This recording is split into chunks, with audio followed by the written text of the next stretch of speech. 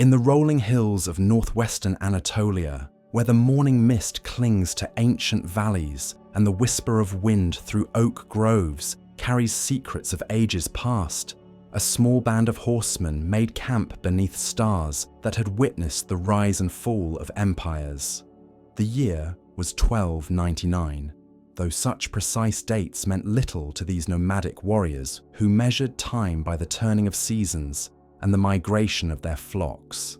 Their leader, a man named Osman, gazed eastward toward the fading lights of Byzantine villages, unaware that his descendants would one day rule from the gates of Vienna to the shores of Yemen, from the Crimean steppes to the sands of Sudan.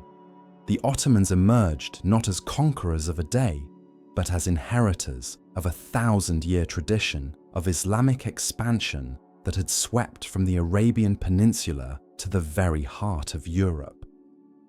Osman Ghazi, whose name would echo through 6 centuries of imperial glory, was himself the son of Ertugrul, a minor chieftain who had pledged his sword to the Seljuk Sultanate of Rum.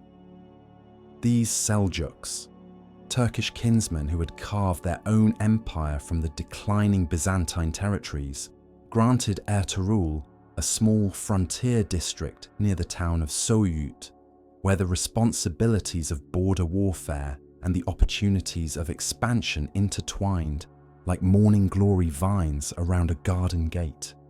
The Anatolia of Osman's youth resembled a vast chessboard where empires played their endgame. The mighty Byzantine Empire, once master of the Eastern Mediterranean, had shrunk to a shadow of its former glory, its purple banners retreating steadily westward as Turkish beyliks, small principalities, claimed village after village, valley after valley. The Mongol invasions of the previous century had shattered the unity of the Islamic world, leaving in their wake a patchwork of competing dynasties, each seeking to rebuild what the storm had scattered. Into this fractured landscape rode the Turkish nomads, their horses carrying not merely warriors, but the dreams of a people seeking their promised land. Osman's early victories were modest affairs: the capture of a fortress here, the tribute of a farming village there, yet each success drew more followers to his banner. The Turkish tribal tradition valued martial prowess above all else, and word spread among the nomad camps that this young leader possessed both the warrior's courage and the wisdom to reward loyalty with land and gold. His forces grew not through conscription but through attraction, as displaced warriors, ambitious younger sons and fortune seekers recognized in Osman's expanding territory the foundation of something greater than mere raiding and plunder. The key to Osman's success lay not merely in military conquest, but in his understanding of the delicate art of frontier governance. Unlike pure raiders who swept through territories like wildfire, consuming all before moving on, Osman established himself as a protector of the established order. Christian farmers who submitted peacefully found their harvests protected, their churches undisturbed, their ancient customs respected under the umbrella of Islamic rule. This policy of measured tolerance, born partly from pragmatism and partly from the nomadic Turkish tradition of absorbing rather than destroying conquered peoples, would become one of the enduring strengths of the Ottoman system. The marriage of Osman to Malhun Hatun, daughter of a local sheikh, symbolized the complex cultural synthesis that would characterize Ottoman expansion. Turkish nomadic traditions merged with Islamic law, Byzantine administrative practices, and local customs to create something entirely new. The wedding celebrations, conducted according to both Turkish tribal custom and Islamic rite, brought together warriors who still remembered the steppes of Central Asia with scholars who had studied in Baghdad, Damascus, and Cairo. These early marriages and alliances wove the diverse peoples of Anatolia into the fabric of an emerging empire. As Osman's power grew, so did the sophistication of his military organization. The traditional Turkish emphasis on mounted archery remained central to Ottoman tactics, but siege warfare and infantry combat became increasingly important as the Ottomans faced the stone walls of Byzantine cities. The capture of Yenişehir in 1299 marked not merely another military victory, but the transformation of the Ottomans from nomadic raiders into settled rulers. Osman established his capital in this newly conquered city, minting his first coins and appointing his first permanent governors, laying the administrative foundations that would eventually stretch from Budapest to Baghdad. The succession of Osman's son Orhan in 1326 marked the beginning of the Ottoman Empire's transformation from a frontier principality into a major regional power. Orhan possessed his father's military genius, but combined it with a statesman's vision of organized expansion. Where Osman had been content to raid and retreat, Orhan planned campaigns that would result in permanent conquest and effective administration. His siege and capture of Bursa in 1326 provided the Ottomans with their first major city, a center of trade and learning that would serve as their capital for the next century. Bursa's fall resonated throughout the Byzantine Empire like the tolling of a funeral bell. This ancient city, with its thermal springs and silk workshops, its monasteries and markets, had been a jewel in the Byzantine crown for 7 centuries. Now it became the seat of an Islamic dynasty whose ambitions clearly extended far beyond the traditional boundaries of a Turkish beylik. Orhan's transformation of Bursa from a Byzantine commercial center into an Ottoman capital city demonstrated the empire's evolving character. The great mosque he commissioned rose beside ancient churches, while Turkish bathhouses incorporated the engineering secrets of Roman thermae. Islamic schools established themselves in buildings that had once housed Byzantine academies, creating a cultural synthesis that would become the hallmark of Ottoman civilization. The establishment of the first Ottoman madrasas in Bursa marked a crucial development in the empire's intellectual foundations. These schools of Islamic law and theology attracted scholars from across the Muslim world, creating networks of learning that connected the Ottoman territories to the broader Islamic community. The curriculum combined traditional Islamic subjects with practical arts of governance, producing a generation of administrators whose skills would prove essential as the empire expanded beyond its Anatolian heartland. Orhan's military innovations proved equally significant. Recognizing that nomadic cavalry alone could not capture and hold the heavily fortified cities of the declining Byzantine Empire, he began experimenting with new forms of military organization. The development of the Janissary Corps, though still in its infancy during Orhan's reign, represented a revolutionary approach to military recruitment and training. Unlike the feudal levies or tribal militias that form the backbone of most medieval armies, the Janissaries were to be professional soldiers, trained from youth in the arts of war and bound by loyalty oaths directly to the Sultan himself. The first major test of Ottoman military capability came with Orhan's campaigns across the Dardanelles into Europe. The Byzantine Empire's civil wars provided the perfect opportunity for Ottoman intervention, as competing emperors sought Turkish military assistance in their struggles for the Purple Throne. What began as mercenary service, however, quickly evolved into permanent occupation. The Ottoman crossing into Europe represented more than mere military expansion. It marked the beginning of Islam's deepest penetration into the Christian heartland since the 7th century. The fortress of Gallipoli, captured by Orhan's forces in 1354, became the key that unlocked Europe to Ottoman expansion.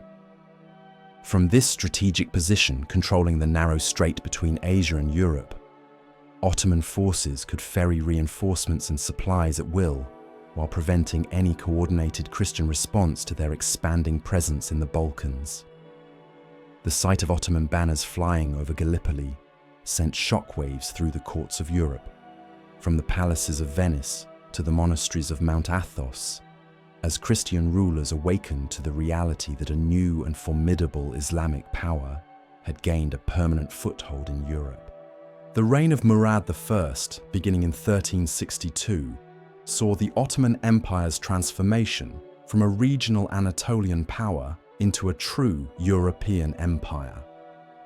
Murad inherited from his father Orhan not merely territory and treasure, but more importantly, the institutional foundations and military traditions that would enable massive expansion.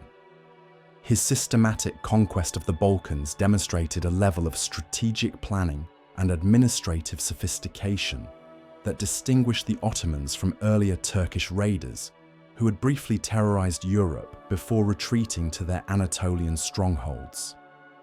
The capture of Adrianople in 1369 marked perhaps the single most significant moment in early Ottoman expansion.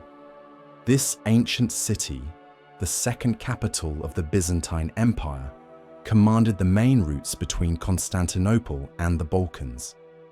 Its fall to Ottoman forces effectively isolated the Byzantine capital from its remaining European territories, while providing the Ottomans with a magnificent base for further expansion. Murad's decision to transfer his capital from Bursa to Adrianople, which he renamed Edirne, symbolized the empire's fundamental reorientation from an Anatolian to a European power.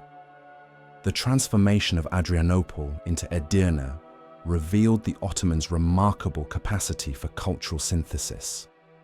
The city's great cathedral became a mosque, its walls adorned with calligraphy that praised Allah, while architectural modifications enhanced rather than destroyed the building's essential beauty.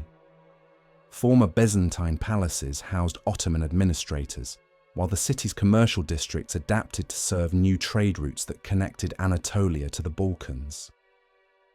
The population, initially fearful of conquest, discovered that Ottoman rule brought stability and prosperity rather than the destruction they had expected. Murad's expansion into the Balkans followed the river valleys that had served as highways for countless armies throughout history. Serbian principalities, Bulgarian kingdoms, and Byzantine remnants fell one by one to Ottoman arms. Yet the pattern of conquest revealed a sophisticated understanding of regional politics rather than mere military steamrolling. The Ottomans typically offered favorable terms to local rulers who submitted voluntarily, incorporating Balkan nobility into the Ottoman hierarchy while respecting local customs and religious practices. This policy of gradual assimilation rather than forced conversion or ethnic displacement enabled the Ottomans to govern vast territories with relatively small garrisons. The Battle of Marica in 1371 demonstrated the futility of traditional European military tactics against Ottoman innovation. A coalition of Serbian and Bulgarian nobles, confident in their heavy cavalry and castle-based strategies, met disaster when confronted by Ottoman flexibility and superior coordination. The Ottoman combination of cavalry archery, disciplined infantry, and artillery support overwhelmed feudal armies whose tactical doctrines had remained essentially unchanged since the Crusades. The aftermath of Marica saw the submission of most remaining Balkan principalities, as local rulers recognized that accommodation with the Ottomans offered better prospects than futile resistance. The development of the devshirme system during Murad's reign represented one of the most distinctive and controversial aspects of Ottoman governance. This practice of recruiting Christian boys for conversion to Islam and service in the Ottoman military and administrative apparatus horrified European observers who saw it as a form of slavery. From the Ottoman perspective, however, the devshirme represented an investment in human capital that strengthened the empire while providing opportunities for advancement that would have been impossible in the rigid class structures of medieval Europe. Many devshirme recruits rose to positions of enormous power and influence, their loyalty to the Sultan uncompromised by local or tribal affiliations. The Janissary Corps that emerged from the devshirme system revolutionized European warfare. These professional soldiers, trained from childhood in military discipline and Islamic devotion, possessed advantages that no feudal levy could match. Their standardized equipment, coordinated tactics, and unquestioning obedience to command enabled them to defeat much larger forces of traditional medieval warriors. European observers, initially dismissive of these slave soldiers, gradually came to recognize the Janissaries as perhaps the finest infantry force in the world. Murad's domestic policies proved as revolutionary as his military innovations. The Ottoman legal system that emerged during his reign combined Islamic Sharia law with customary Turkish practices and pragmatic administrative necessities. This synthesis created a remarkably flexible framework for governing diverse populations while maintaining the essential unity of the empire.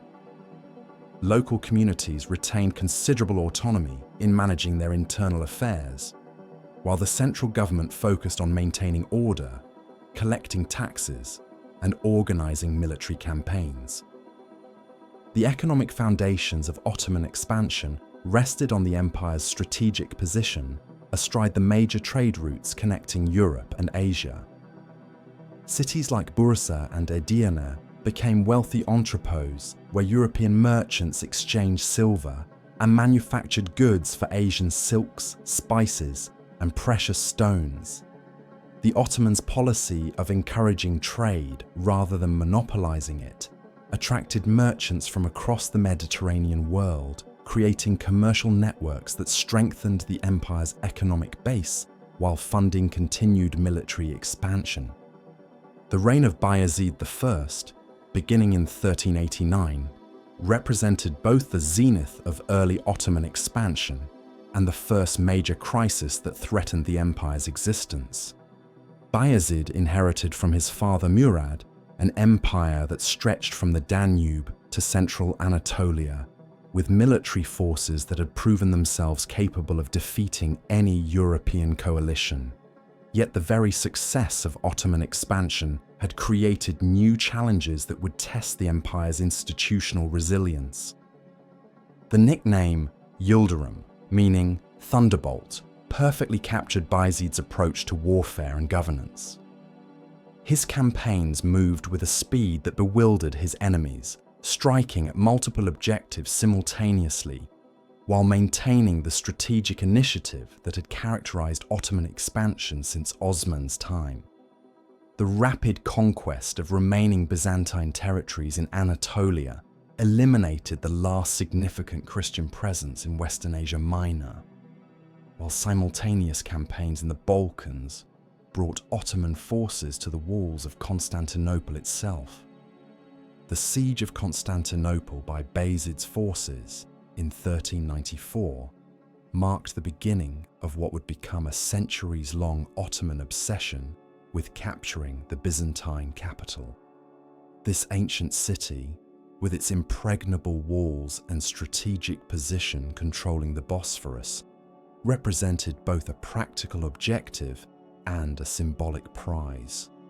Its capture would complete the Ottoman conquest of the Byzantine Empire, while demonstrating to the world that the successors of Osman had achieved what centuries of Islamic conquerors had failed to accomplish.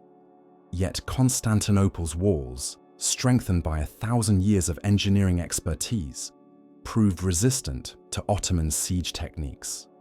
The city's position on a peninsula, surrounded by water on three sides, limited the approaches available to besieging forces, while the famous chain across the Golden Horn prevented naval assault.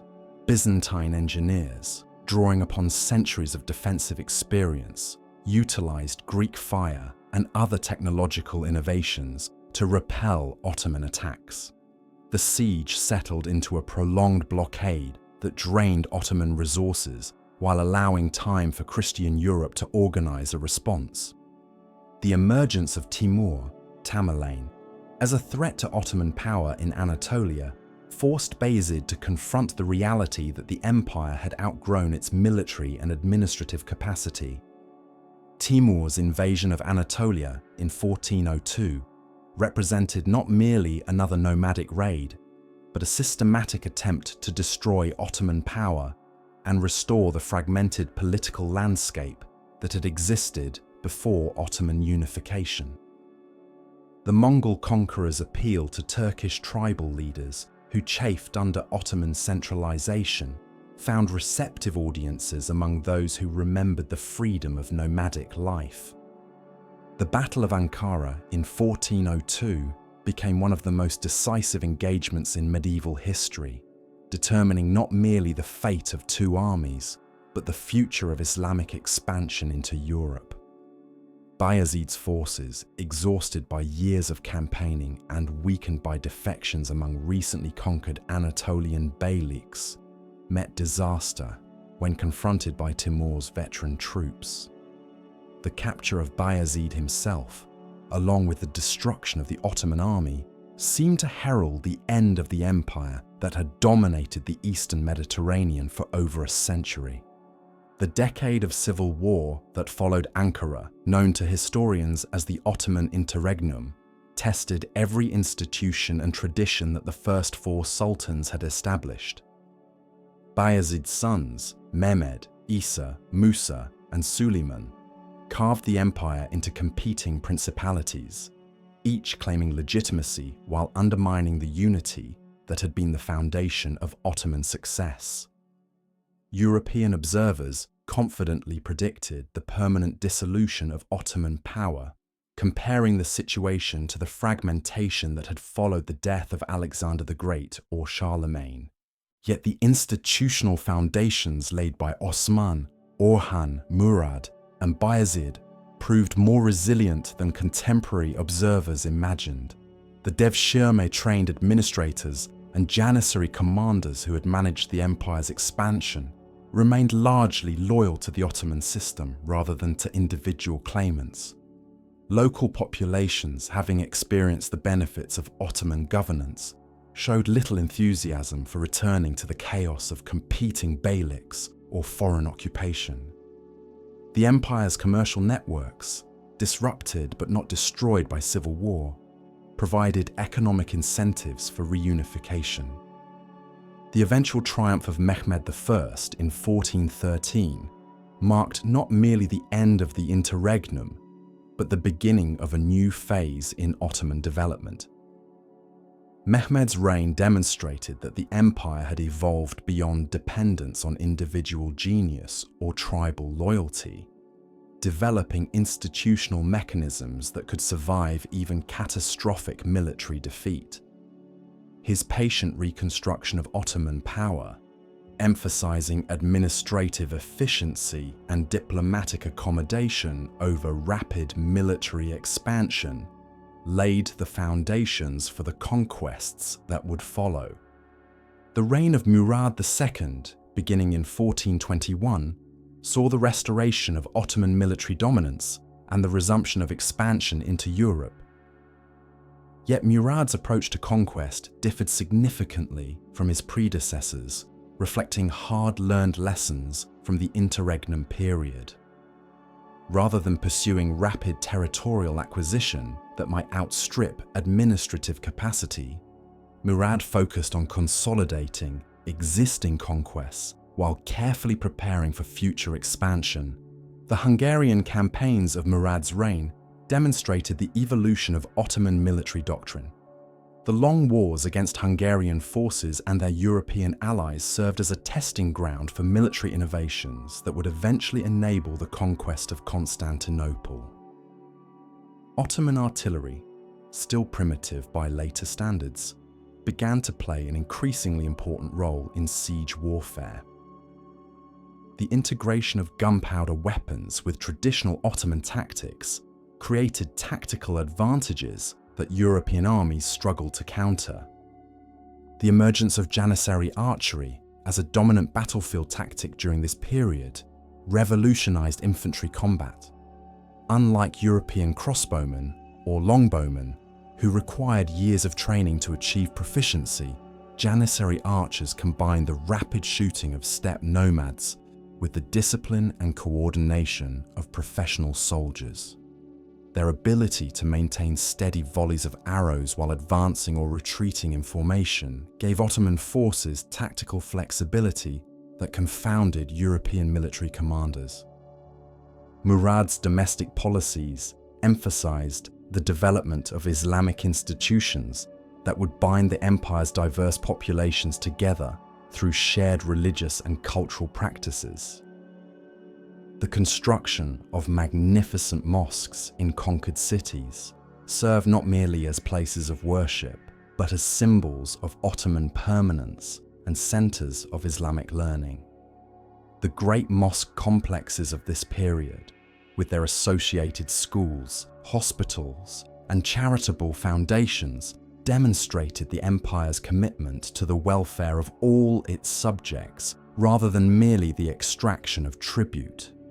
The legal reforms initiated during Murad's reign created the framework for the comprehensive law code that would govern the Ottoman Empire for centuries. The integration of Islamic Sharia with customary law and imperial decree produced a legal system that was both flexible enough to accommodate local variations and uniform enough to maintain imperial unity. Provincial governors could adapt general imperial principles to local conditions while remaining accountable to central authority for maintaining justice and order. The abdication and restoration of Murad II, unprecedented in Ottoman history, revealed the complex relationship between personal inclination and imperial responsibility that characterized Ottoman kingship. Murad's attempt to retire to a life of contemplation and prayer, leaving the throne to his young son Mehmed, founded on the realities of governing a vast empire surrounded by hostile neighbors. The Hungarian invasion that followed Murad's first abdication demonstrated that Ottoman power depended not merely on institutional mechanisms, but on the active leadership of an experienced ruler. Murad's second reign saw the final preparations for what would become the defining moment of Ottoman history: the conquest of Constantinople. The gradual encirclement of the Byzantine capital, the development of artillery capable of breaching the famous walls, and the diplomatic isolation of the Byzantine Empire created conditions that made eventual conquest almost inevitable. Yet the careful nature of these preparations reflected Ottoman awareness that failure would invite European intervention and possibly another period of internal chaos. The accession of Mehmed II in 1451 marked the beginning of the most celebrated period in Ottoman history. The young sultan, barely 19 years old when he inherited the throne, possessed both the strategic vision to complete the conquest of Constantinople and the administrative genius to organize the vast empire that would result from his victories. European observers, noting his youth and the recent period of Ottoman weakness, underestimated both his capabilities and his determination to achieve what 7 centuries of Muslim rulers had failed to accomplish. The preparation for the siege of Constantinople revealed the transformation of the Ottoman Empire into a truly modern military power. The commissioning of massive artillery pieces from Hungarian engineer Orban demonstrated Ottoman willingness to embrace technological innovation regardless of its source. The construction of the Rumeli Hizara fortress on the European shore of the Bosphorus, directly across from the existing Anadolu Hisara, created a strategic stranglehold that prevented any relief of the Byzantine capital from the Black Sea. The siege itself, beginning in April 1453, became a contest between medieval defensive techniques perfected over a millennium and Renaissance offensive technologies that promised to revolutionize warfare.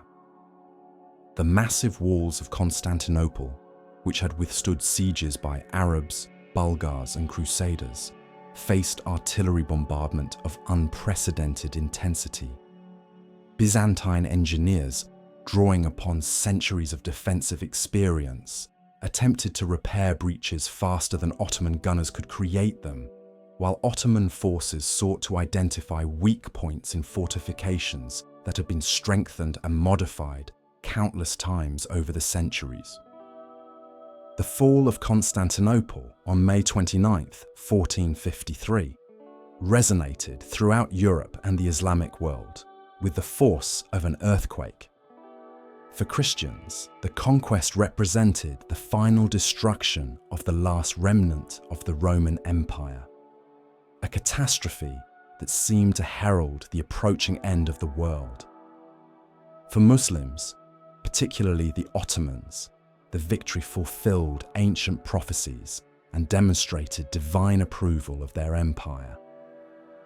The young sultan who had accomplished this feat instantly became known as Mehmed the Conqueror, a title that would echo through the centuries. The transformation of Constantinople into Istanbul revealed the sophisticated nature of Ottoman imperial ideology.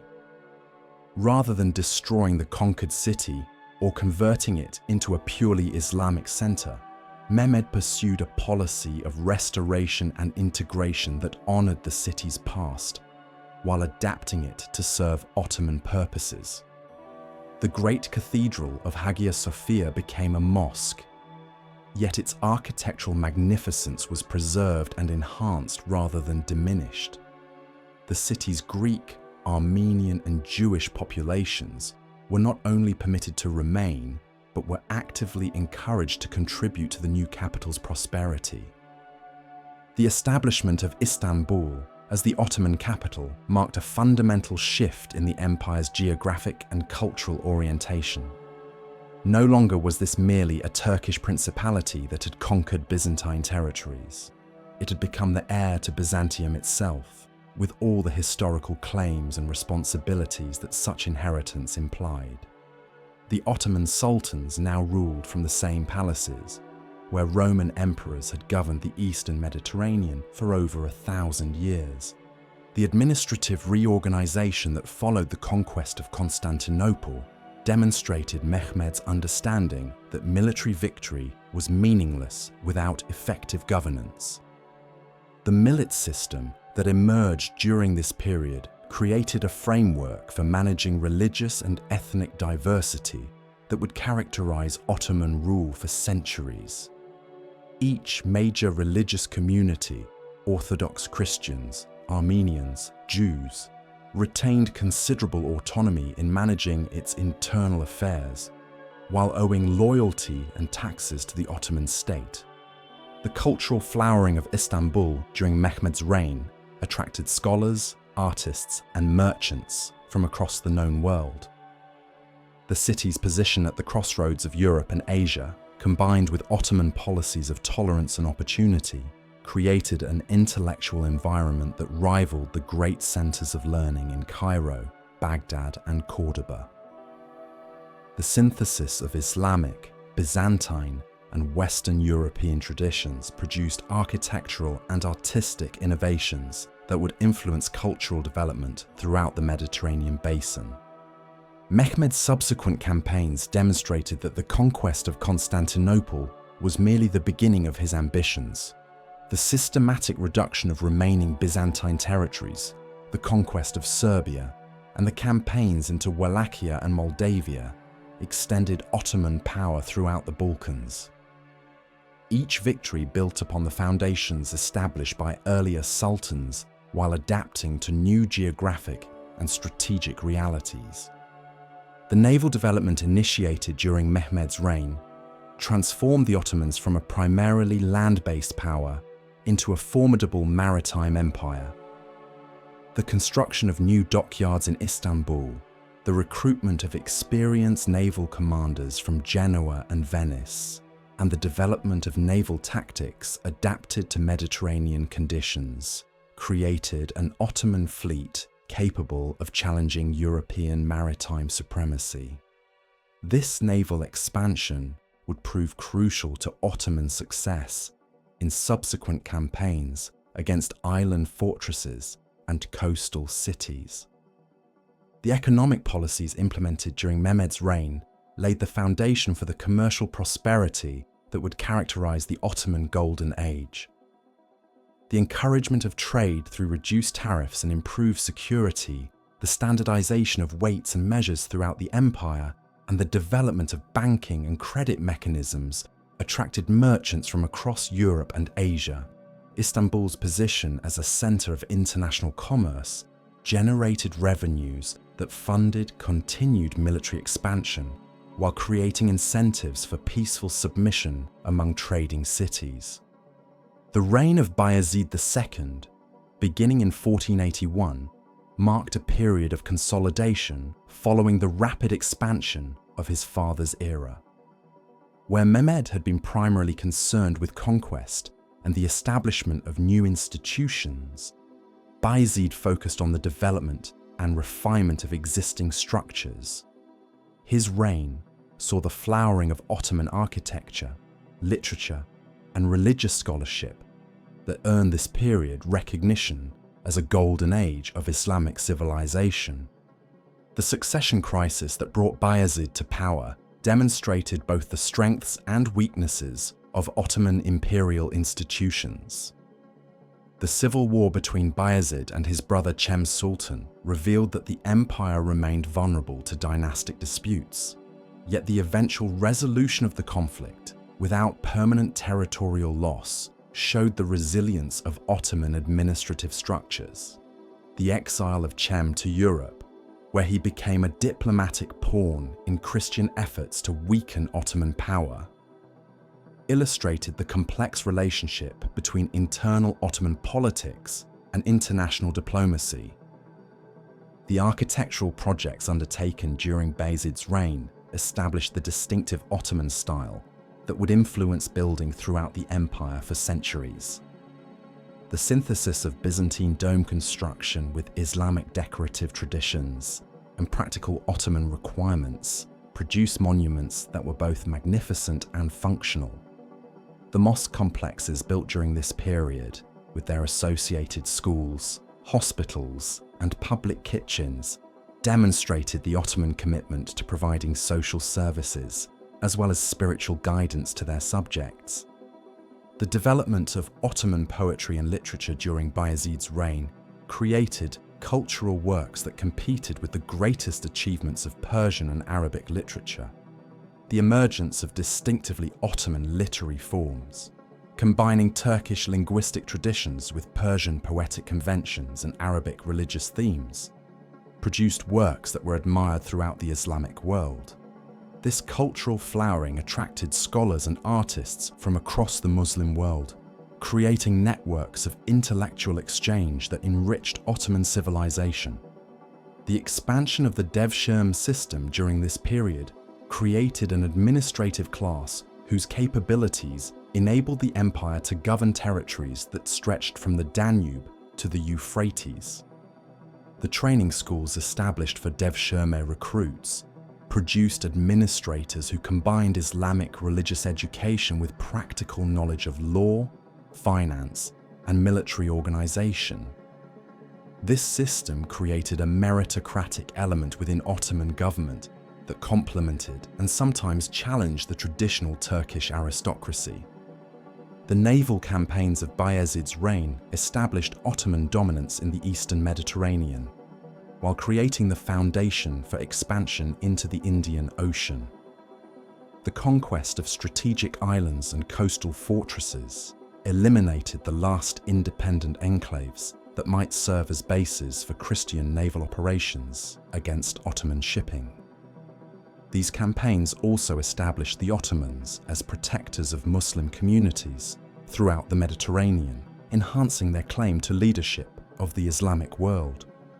The religious policies pursued during Bayezid's reign balanced the demands of Islamic orthodoxy with the practical requirements of governing a multi-religious empire. The expansion of Islamic educational institutions strengthened the empire's claim to leadership of the Muslim world, while policies of religious tolerance maintained the loyalty of Christian and Jewish subjects. This balance between religious conviction and political pragmatism would characterize Ottoman rule throughout its existence. The accession of Selim I in 1512 marked a dramatic shift in Ottoman priorities and policies. Where his father Bayezid had emphasized consolidation and cultural development, Selim pursued aggressive expansion that would double the size of the empire in less than a decade. His nickname, Yavuz, meaning stern or grim, perfectly captured his approach to both warfare and governance. The decision to campaign eastward against the Safavid Empire of Persia rather than continuing expansion into Europe represented a fundamental strategic choice that would shape Ottoman development for centuries. The religious dimension of this conflict, Sunni Ottomans against Shia Persians, added ideological intensity to traditional territorial disputes. Selim's persecution of Shia communities within Ottoman territories demonstrated his commitment to Sunni orthodoxy while eliminating potential fifth columns that might support Persian invasion. The Battle of Chaldiran in 1514 established Ottoman superiority over the Safavid Empire while demonstrating the continued evolution of Ottoman military tactics. The combination of Janissary firearms with traditional cavalry charges overwhelmed Persian forces, whose tactical doctrines remained essentially medieval. This victory secured Ottoman eastern frontiers while establishing the Sultan's claim to leadership of the Sunni Muslim world. The conquest of the Mamluk Sultanate, beginning in 1516, represented perhaps the most significant expansion in Ottoman history. The Mamluk Empire, centered in Cairo and Damascus, had been the premier power of the Islamic world for 2.5 centuries, controlling the holy cities of Mecca and Medina, as well as the crucial trade routes between Europe and Asia. The Ottoman victory at Majd-Dabik eliminated Mamluk power in Syria, while the subsequent conquest of Egypt brought the empire's most valuable province under Ottoman control. The assumption of the caliphate by Selim following his conquest of Cairo marked the transformation of the Ottoman Empire from a regional power into the paramount Islamic state.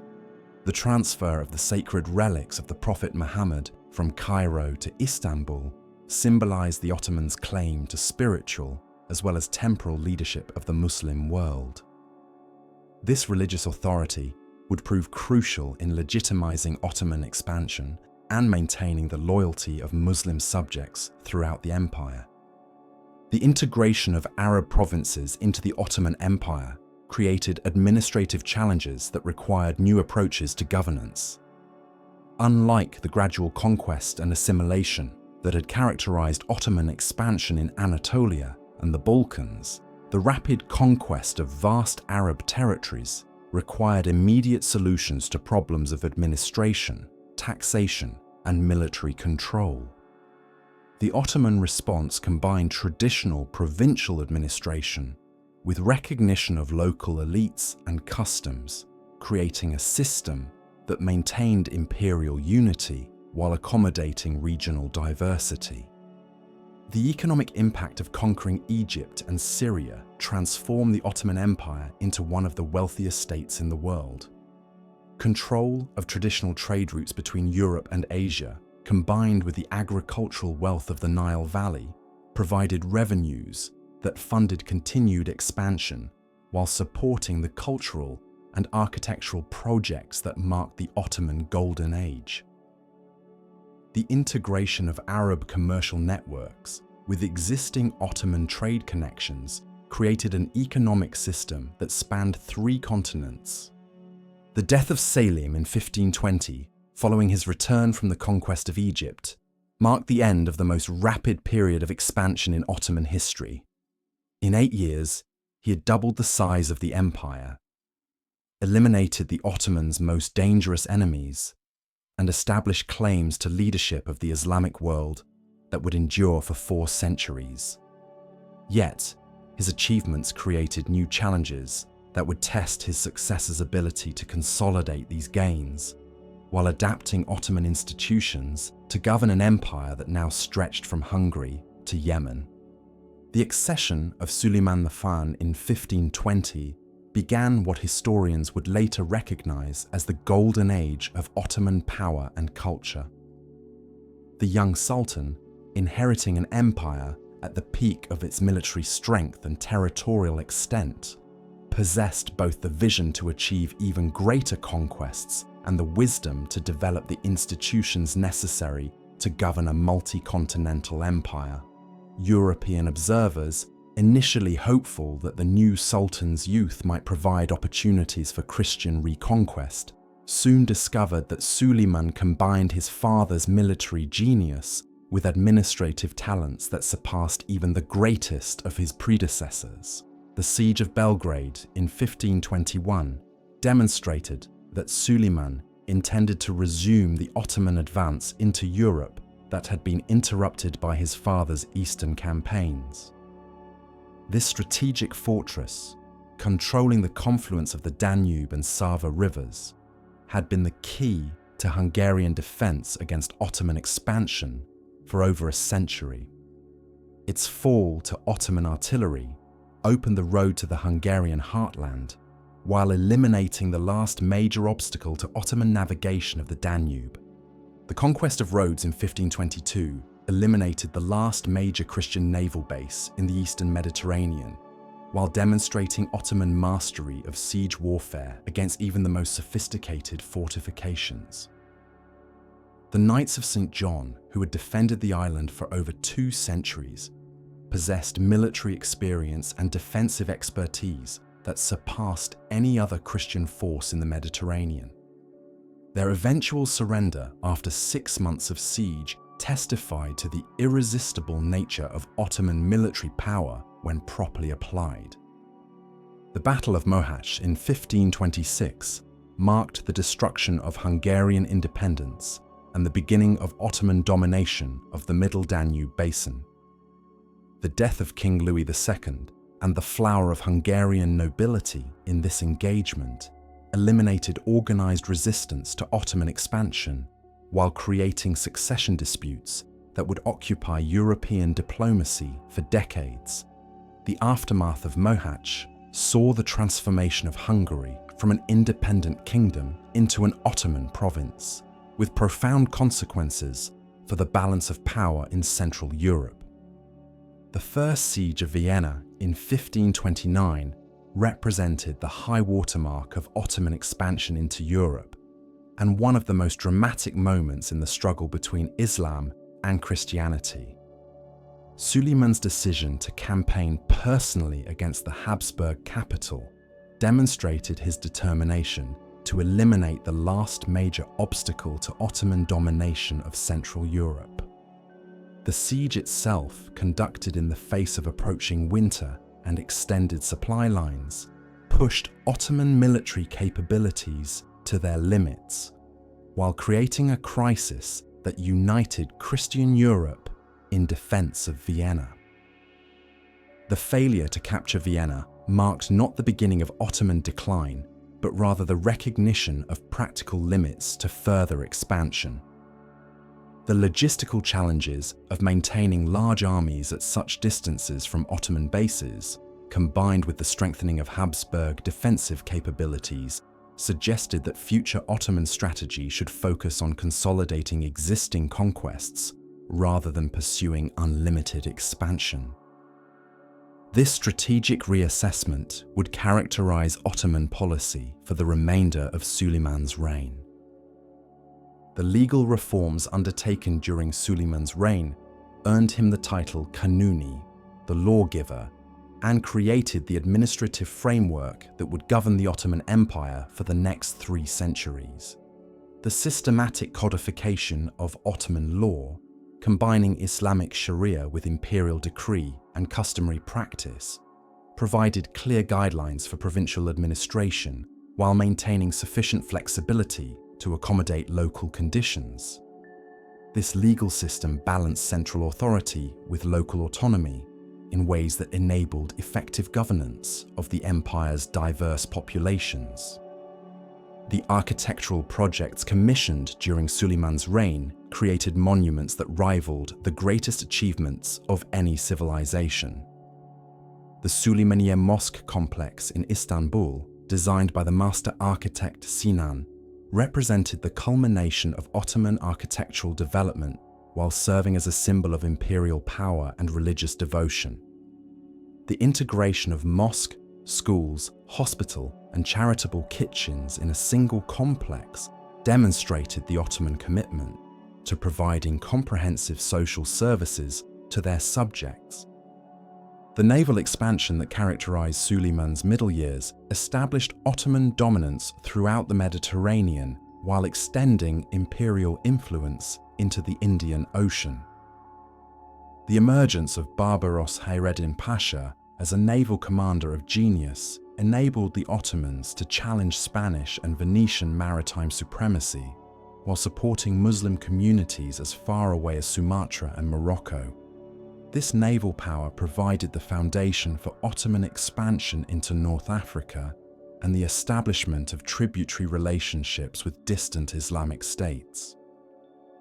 The conquest of Iraq during the 1530s extended Ottoman power into Mesopotamia while establishing control over the crucial trade routes connecting Europe with Persia and India. The capture of Baghdad, ancient seat of the Abbasid Caliphate, enhanced Ottoman claims to leadership of the Islamic world while providing access to the wealth of the Persian Gulf trade. This expansion also created a strategic buffer against Safavid Persia, while demonstrating Ottoman capability to project power across vast distances. The development of Ottoman-French cooperation during this period created the first formal alliance between a Christian and Islamic power in European history. The diplomatic revolution that brought France and the Ottoman Empire together against their common Habsburg enemies demonstrated the primacy of strategic interests over religious considerations in 16th century diplomacy. This alliance would influence European politics for over 2 centuries, while providing the Ottomans with valuable intelligence about Christian military preparations. The domestic policies of Suleiman's reign created the administrative excellence that enabled the empire to function effectively despite its enormous geographic extent. The development of provincial administration that balanced central control with local autonomy allowed Ottoman governors to adapt imperial policies to regional conditions while maintaining loyalty to the Sultan. The Devshirme system reached its greatest refinement during this period, producing administrators whose capabilities enabled effective governance of territories stretching from Algeria to Azerbaijan. The cultural flowering that marked Suleiman's reign attracted scholars, artists, and craftsmen from throughout the known world. The synthesis of Turkish, Persian, Arabic, and Byzantine traditions produced distinctive Ottoman forms in architecture, literature, music, and decorative arts. The great libraries established during this period preserved and transmitted classical knowledge while encouraging new intellectual developments that enriched Islamic civilization. The succession crisis that developed during Suleiman's later years revealed the continuing vulnerability of the Ottoman system to dynastic disputes. The rivalry between his sons Mustafa and Selim created factions within the government that threatened imperial unity. Suleiman's decision to execute Mustafa to ensure Selim's succession eliminated the immediate threat to stability, but established precedents that would complicate future successions throughout Ottoman history. The economic policies pursued during Suleiman's reign maintained the prosperity that funded continued expansion while adapting to changing patterns of international trade. The emergence of Atlantic trade routes that bypassed traditional Middle Eastern connections required adjustments in Ottoman commercial policy. The empire's response, emphasizing the development of internal trade networks and the encouragement of manufacturing, helped maintain economic growth despite changing international conditions. The military innovations introduced during Suleiman's reign kept Ottoman forces at the forefront of military technology while maintaining the tactical advantages that had characterized Ottoman success since the empire's founding. The integration of artillery with traditional Ottoman tactics created combined arms approaches that remained superior to European military doctrines throughout the 16th century. The continued development of the Janissary Corps produced infantry forces whose discipline and effectiveness were admired and feared throughout Europe. The reign of Selim II, beginning in 1566, marked the beginning of a new phase in Ottoman history. Where Suleiman had combined personal military leadership with administrative genius, Selim represented a different model of Ottoman kingship, one that emphasized court culture and artistic patronage while delegating military and administrative responsibilities to capable subordinates. This evolution reflected both the growing complexity of imperial administration and changing concepts of royal dignity that affected monarchies throughout Europe. The conquest of Cyprus in 1570 to 1571 demonstrated that Ottoman military capabilities remained formidable despite changes in imperial leadership. The systematic reduction of Venetian fortresses on the island, culminating in the siege of Famagusta, showcased Ottoman expertise in siege warfare while eliminating the last major Christian naval base in the eastern Mediterranean.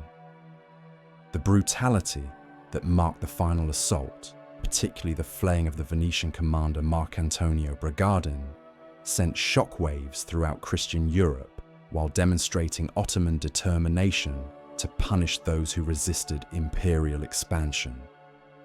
The Battle of Lepanto in 1571 marked the first major Ottoman naval defeat in over a century and symbolized the beginning of challenges to Ottoman dominance in the Mediterranean. The Holy League fleet's victory over the Ottoman navy removed the immediate threat of Ottoman naval expansion while providing Christian Europe with a much-needed boost to morale. Yet the strategic impact of Lepanto proved less significant than its psychological effect, as the Ottomans rebuilt their fleet within a year while retaining control of most conquered territories. The conquest of Tunisia in 1574 restored Ottoman control over this crucial North African province, while demonstrating the empire's capacity to recover from naval defeat. The coordination of land and sea forces in the campaign against Spanish-held fortresses showcased the continued effectiveness of Ottoman military organization. This victory also re-established Ottoman dominance in the central Mediterranean, while providing bases for further expansion along the North African coast. The development of Ottoman provincial administration during Selim's reign created the framework that would govern the empire's diverse territories for the next 2 centuries. The balance between central control and local autonomy that emerged during this period enabled effective governance while accommodating the cultural and religious diversity that characterized Ottoman domains. The emergence of powerful provincial governors who combined military command with administrative responsibility created a system that could respond rapidly to local challenges while maintaining imperial unity. The architectural projects undertaken during Selim's reign continued the tradition of magnificent construction that had characterized Ottoman rule since the conquest of Constantinople. The Selimiye Mosque in Edirne, designed by the master architect Sinan, represented the pinnacle of Ottoman architectural achievement, while demonstrating the continued prosperity that enabled such massive undertakings. The integration of mosque, schools, and charitable institutions in a single complex provided comprehensive social services while creating centers of Islamic learning throughout the empire. The accession of Murad III in 1574 began a reign that would witness both the continued expansion of Ottoman power and the emergence of internal challenges that would test the empire's institutional resilience. The new sultan inherited an empire at the height of its territorial extent and cultural achievement, yet also faced growing pressures from European military innovation and internal administrative complexity that required new approaches to governance and warfare. The Long Turkish War, beginning in 1593, marked the first major European conflict in which the Ottomans failed to achieve decisive victory against a coalition of Christian powers. The 13-year struggle against Austrian and Hungarian forces demonstrated that European military capabilities had improved sufficiently to match Ottoman advantages in organization and equipment. The eventual Peace of Zitvatorok in 1606, which confirmed existing boundaries rather than expanding Ottoman territory, signaled a fundamental shift in the balance of power between the Ottoman Empire and Christian Europe. The emergence of the Kelali rebellions during Murad's reign revealed growing tensions within Ottoman society that threatened the stability that had characterized the empire since its founding. These uprisings, led by provincial governors and military commanders who challenged central authority, reflected both economic pressures created by prolonged warfare and institutional changes that had weakened traditional mechanisms of imperial control. The suppression of these rebellions required military resources that might otherwise have been devoted to external expansion.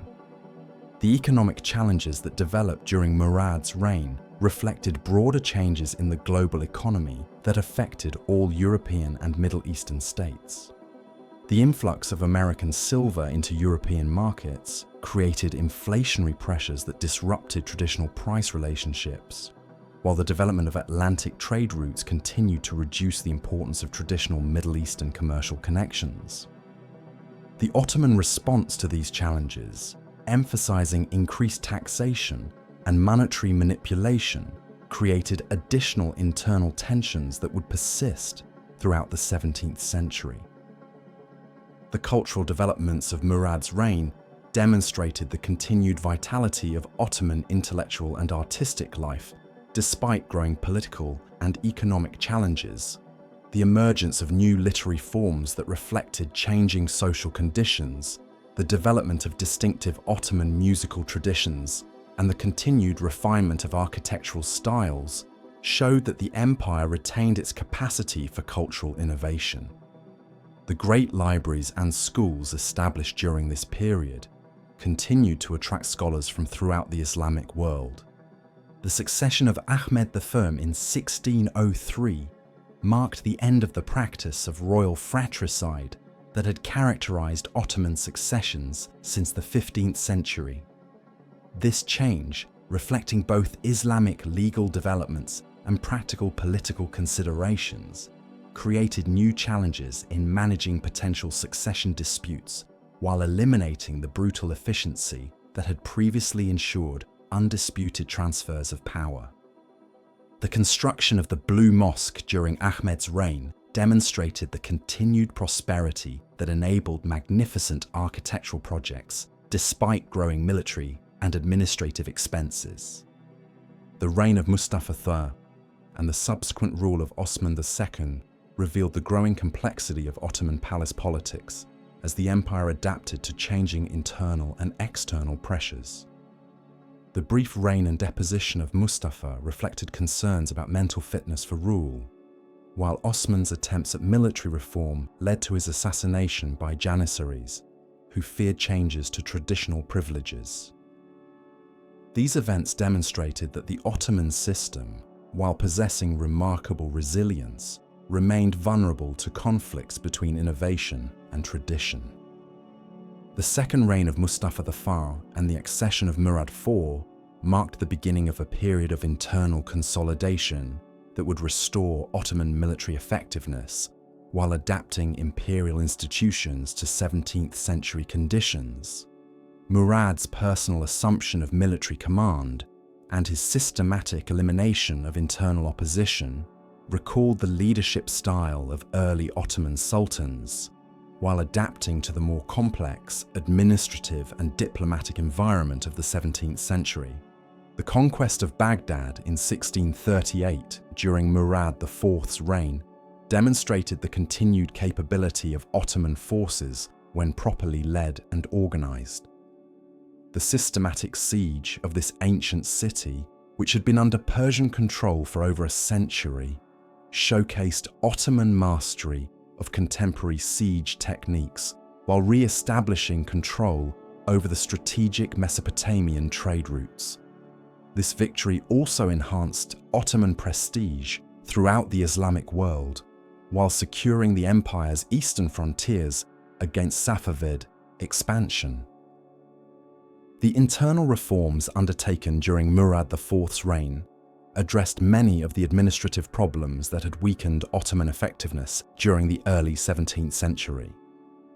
The elimination of corrupt officials, the restoration of military discipline, and the re-establishment of central control over provincial administration created conditions for renewed expansion while demonstrating the empire's capacity for self-renewal. These reforms would provide the foundation for the military successes that would characterize the remainder of the 17th century. The accession of Ibrahim I in 1640 marked the beginning of a troubled period that would test Ottoman institutional resilience while revealing the continuing importance of effective personal leadership in the imperial system. Ibrahim's mental instability and erratic policies created opportunities for external enemies while generating internal opposition that would eventually lead to his deposition and execution. The regency that followed demonstrated both the empire's vulnerability to weak leadership and the strength of institutions that could maintain basic governmental functions during periods of crisis.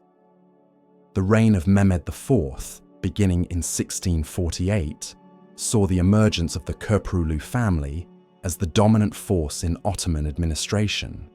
The appointment of Mehmed Pasha Köprülü as Grand Vizier in 1656 marked the beginning of a period of administrative excellence that would restore Ottoman military effectiveness, while implementing internal reforms that strengthened imperial institutions.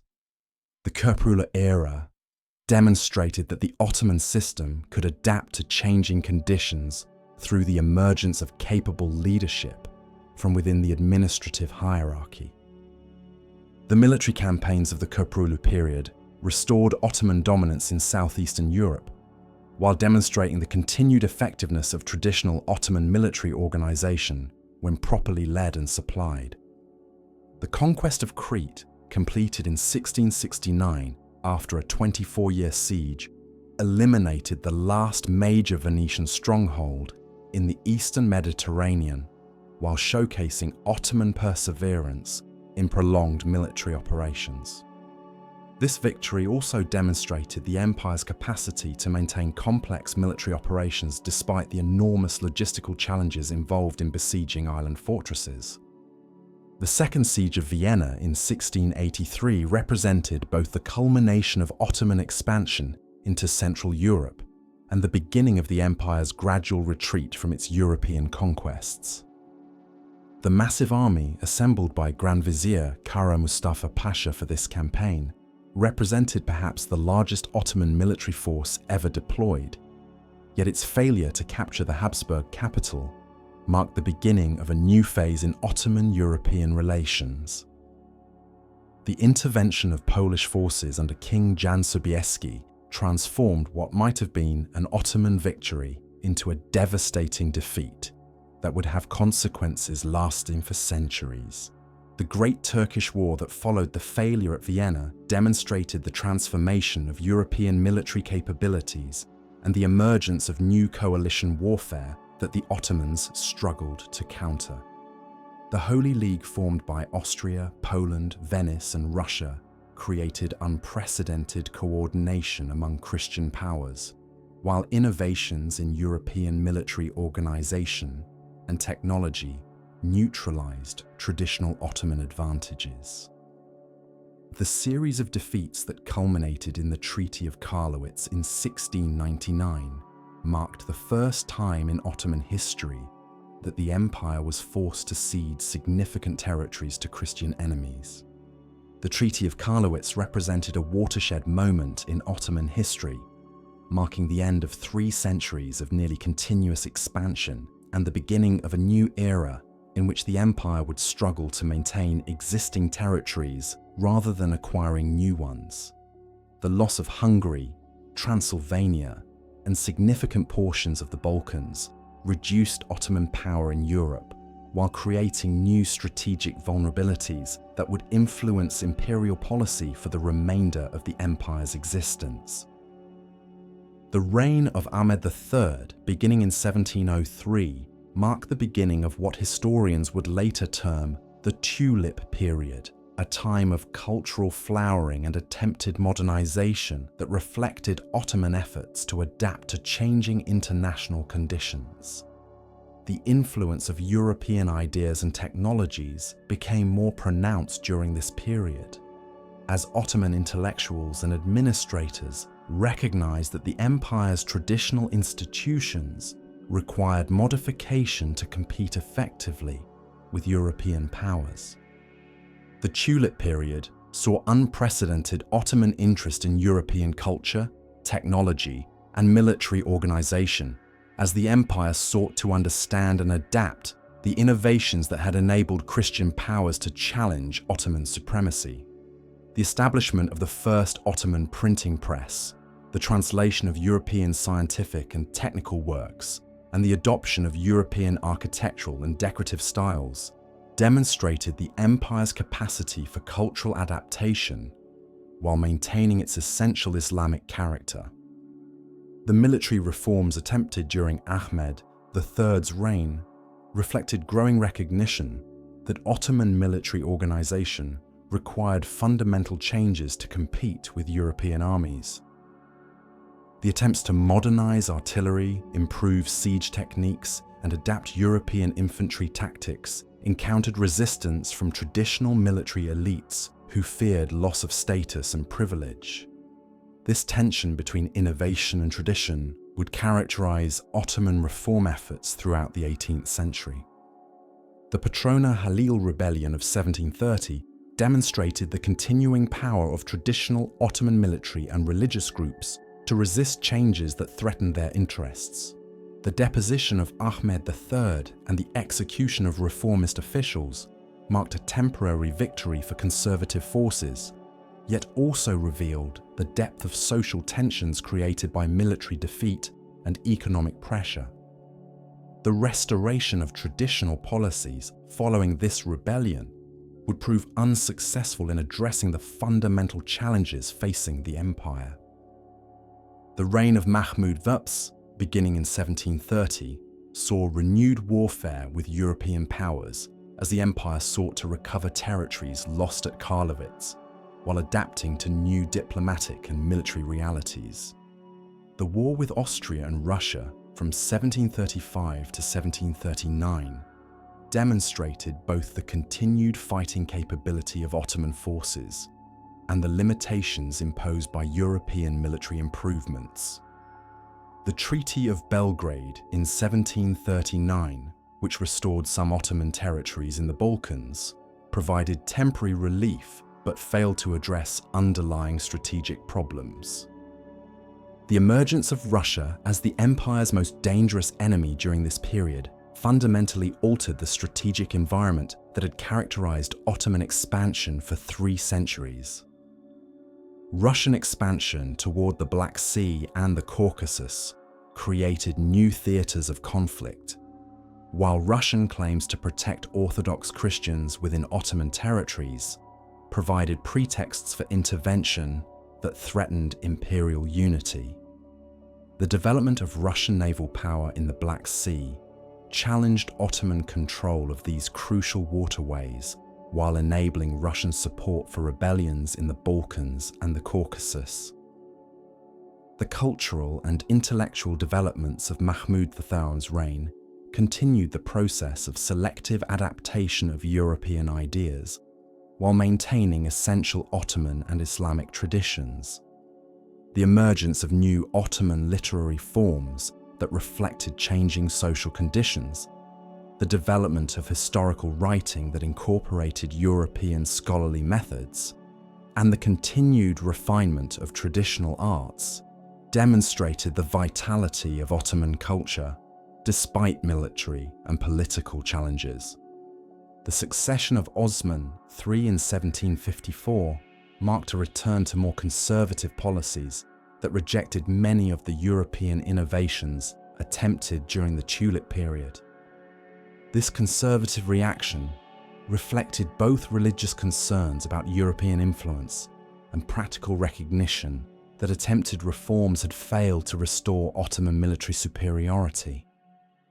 The reign's emphasis on traditional Islamic values and Ottoman customs provided internal stability while limiting the empire's capacity to adapt to changing international conditions.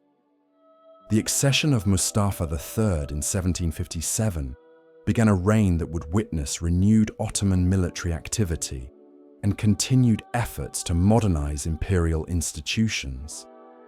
The new sultan's recognition that the empire required military reform to compete with European powers led to renewed attempts at innovation. Yet these efforts continued to encounter resistance from traditional elites who feared loss of status and privilege. The 7 Years' War, though the Ottomans remained officially neutral, demonstrated the changing nature of European warfare and diplomacy that would increasingly influence Ottoman policy. The empire's ability to remain aloof from this great European conflict reflected both diplomatic skill and strategic wisdom, yet also revealed the extent to which Ottoman power had declined relative to the major European states. The war's outcome, particularly the emergence of Prussia as a major power and the expansion of Russian influence in Europe, created new challenges for Ottoman diplomacy. The war with Russia from 1768 to 1774 marked one of the most decisive defeats in Ottoman history and demonstrated the extent to which the balance of power had shifted in favor of European states. The destruction of the Ottoman fleet at Chesma Bay, the Russian occupation of the Crimean Peninsula, and the successful Russian campaigns in the Balkans revealed fundamental weaknesses in Ottoman military organization that traditional reforms had failed to address. The Treaty of Küçük-Kaynarca in 1774 represented the most humiliating defeat in Ottoman history up to that time, forcing the empire to grant Russia unprecedented privileges while recognizing Russian claims to protect Orthodox Christians throughout Ottoman territories. The loss of effective control over the Crimean Khanate and the recognition of Russian rights of navigation in Ottoman waters created strategic vulnerabilities that would influence all subsequent Ottoman policy. This treaty marked the beginning of what European diplomats would later term the Eastern Question, the problem of how to manage the apparent decline of Ottoman power. The reign of Abdul Hamid I, beginning in 1774, saw continued efforts to implement military and administrative reforms while managing the consequences of the disastrous war with Russia. The Sultan's recognition that the empire required fundamental changes to survive in the new international environment led to renewed attempts at modernization. Yet these efforts continued to encounter obstacles from both traditional elites and the empire's deteriorating financial situation. The internal reforms attempted during Abdulhamid's reign addressed many of the administrative and military problems that had contributed to Ottoman defeats, yet implementation proved difficult given resistance from established interests and the empire's limited financial resources. The attempts to create new military units trained in European methods, improve provincial administration, and modernize the imperial bureaucracy achieved only limited success while creating new tensions within Ottoman society.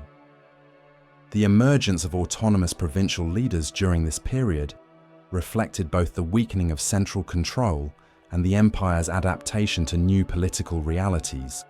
Figures like Ali Pasha of Ioannina and Ahmed Cezar Pasha of Acre established semi-independent domains that maintained nominal loyalty to the Sultan, while pursuing policies that served regional rather than imperial interests. This development demonstrated both the flexibility of the Ottoman system and its increasing inability to maintain effective central control. The accession of Selim III in 1789 marked the beginning of the most systematic attempt at Ottoman reform since the empire's founding. The new sultan's comprehensive program of military, administrative, and economic modernization, known as the Nizam-i Jadid, New Order, represented recognition that the empire's survival required fundamental changes in all aspects of governance and society. These reforms would encounter fierce resistance, but would establish precedents that would influence Ottoman development throughout the 19th century.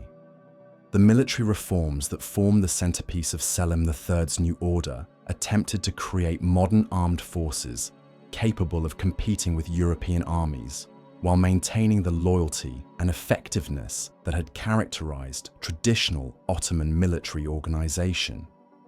The establishment of new infantry and artillery units trained in European methods, the modernization of military engineering and medical services, and the attempts to reform the traditional Janissary Corps represented unprecedented efforts to adapt Ottoman military capabilities to 18th century conditions.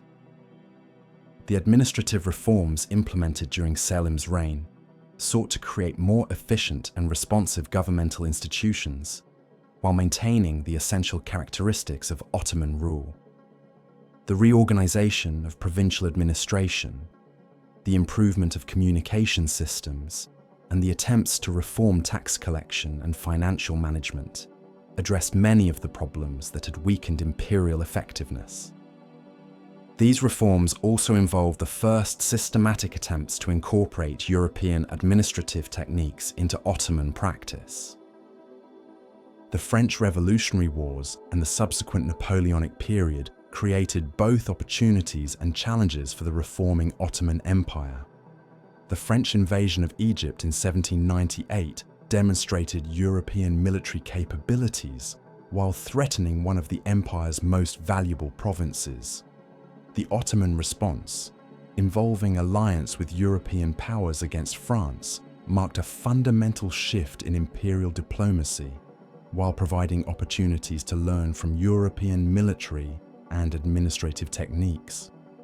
The reconquest of Egypt from French forces, accomplished through cooperation with British naval power and popular resistance to French occupation, demonstrated both the empire's continued capability when properly organized, and the importance of European support in achieving military success. The campaign also provided Ottoman forces with valuable experience in modern warfare while establishing diplomatic relationships that would influence imperial policy throughout the 19th century.